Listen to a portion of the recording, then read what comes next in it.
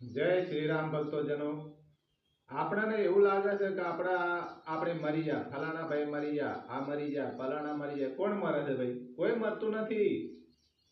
સંતો અને ગુરુદેવ એવું કહે છે કે આત્મા અમર છે, આત્મા મરતો નથી ને જન્મતોય નથી.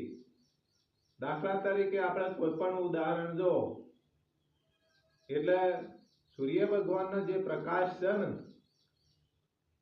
આ વાદળું આવે એટલે પ્રકાશ બંધ થઈ જાય, વાદળું હટી જાય એટલે વળી પ્રકાશ ચાલુ થઈ જાય. એવી રીતે પરમાત્માની આ દોર છે, આત્માની દોર છે. આ શરીર એક માધ્યમ છે, ચાર્જરનો ડટ્ટો આરે છે, બરાબર. એમાં તમે આ કેબલ બળી જાય તો ડટ્ટો તો જીવિત છે, અને જો ડટ્ટો બળી ગયો તો કેબલ જીવિત છે. અને ડટ્ટો અને કેબલ બે બળી જાય તો લાઈટ તો જીવિત છે. કારણ લાઈટ આપણે કોઈથી કેબલ બળી ગયો, ડટ્ટો બળી ગયો, ગોળો ઉડી ગયો, બરોબર. પણ લાઈટ જે સબસ્ટેશન જે ખરું ને એ તો ચાલુ જ છે.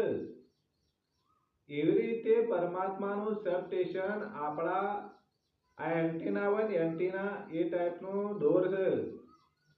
ઘણા લોકો એમ કે છે કે ભાઈ ભગવાન આમાં છે ને આમાં ખોળણ પરમાત્મા, લે આમાં તો બધી ગંદકી ભરેલી છે. પણ એનો આ સૂર્ય ભગવાન આખા જગતમાં, આખા વિશ્વમાં જો જો તમને પ્રકાશ આપે છે, અને એના આધારે લો ચુંબકના આધારે આપણું આ શરીર ચાલી રહ્યું છે. આ શરીર એક પડતું થાય પણ મરતા નથી. તમે અનંતકાળથી જીવિત છો અને જીવિત રહેવાના.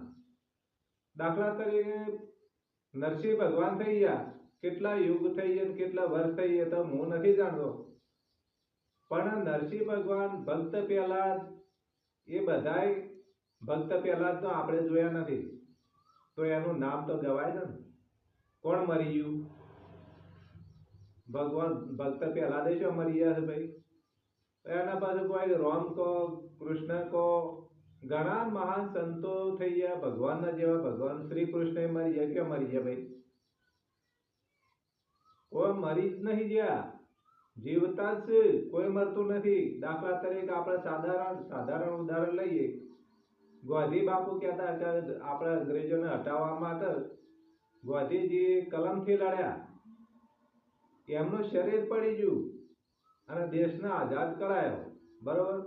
પણ અત્યારે ગાંધીજી અમર છે, એવી રીતે કૃષ્ણ અમર છે, રામ પણ અમર છે, ભક્ત પહેલા અમર છે, મીરાબાઈ અમર છે, નરસિંહ મહેતા